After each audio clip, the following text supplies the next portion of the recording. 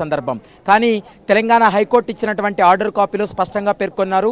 విచారణకు సంబంధించి కేసుకు సంబంధించి ఎక్కడా కూడా మాట్లాడకూడదు, ప్రభావితం చేయకూడదు, విచారణను ప్రభావితం చేసే విధంగా వ్యవహరించవద్దంటూ కూడా తెలంగాణ హైకోర్టు ఆర్డర్ ఉన్నప్పటికీ కూడా అల్లు అర్జున్ ప్రెస్ మీట్ పెట్టి అంశాలన్నింటినీ కూడా మీడియా ముందు చెప్పడం వల్ల పోలీసులు దాన్ని అయితే మాత్రం ఇది కోర్టు ఉల్లంఘన కింద వస్తుంది, కోర్టు ఆదేశాలను ఉల్లంఘించారనేటువంటి అంశాన్ని పోలీసులు అయితే స్పష్టంగా చెప్తున్నారు. కాబట్టి ఈరోజు సాయంత్రం లేదా రేపు ఉదయం లోపు అల్లు అర్జున్ యొక్క మధ్యంతర బెయిల్ను రద్దు చేయాలంటూ కూడా చిక్కడపల్లి పోలీసులు కోరేటువంటి అవకాశం అయితే కనబడుతుంది.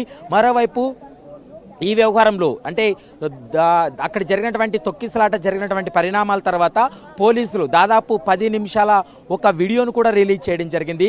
అందులో అల్లు అర్జున్ అయితే మాత్రం తన దగ్గరికి ఎవరు పోలీసులు రాలేదు, తన మేనేజర్ చెప్తానే బయటికి వెళ్ళిపోయినా అనేటువంటి అంశాన్ని అల్లు అర్జున్ చెప్తున్నాడు. కానీ పోలీసులు స్వయంగా ఏసీపీనే అల్లు అర్జున్ను బయటికి తీసుకొచ్చేటువంటి ఒక వీడియోను కూడా పోలీసులు సేకరించడం జరిగింది. దాన్ని కూడా మీడియా ముందు రిలీజ్ చేశారు. అంటే కొంత కేసును ప్రభావితం చేసే విధంగా అల్లు అర్జున్ వ్యవహరిస్తున్నాడు, కేసును ప్రభావితం చేసే విధంగా మీడియా ముందు కొన్ని కామెంట్స్ చేస్తున్నాడు అనేది పోలీసులు భావిస్తూ ఉన్నారు.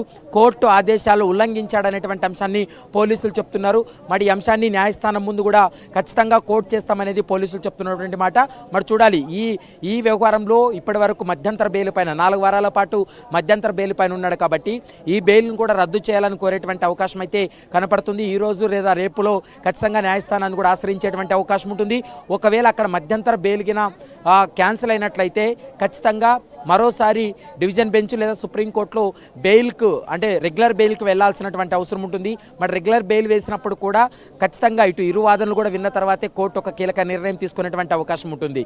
సంధ్యా థియేటర్ జరిగినటువంటి తొక్కిసలాట ఘటనలో అయితే మాత్రం రేవతి ప్రాణాలు కోల్పోయినటువంటి అంశాన్ని తెలిసినప్పటికీ కూడా తాను సినిమా థియేటర్లోనే ఉన్నాడు.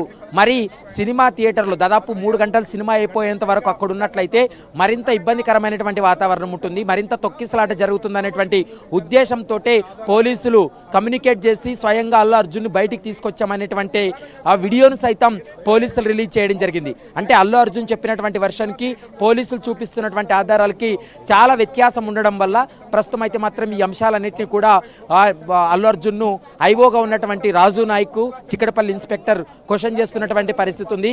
అతని క్వశ్చన్లు ఏవైతే ఉన్నాయో ఆ క్వశ్చన్ అన్నిటికీ కూడా అల్లు అర్జున్ చెప్పేటువంటి ఆన్సర్లన్నింటినీ కూడా స్టేట్మెంట్ రూపంలో రికార్డ్ చేస్తూ ఉన్నారు.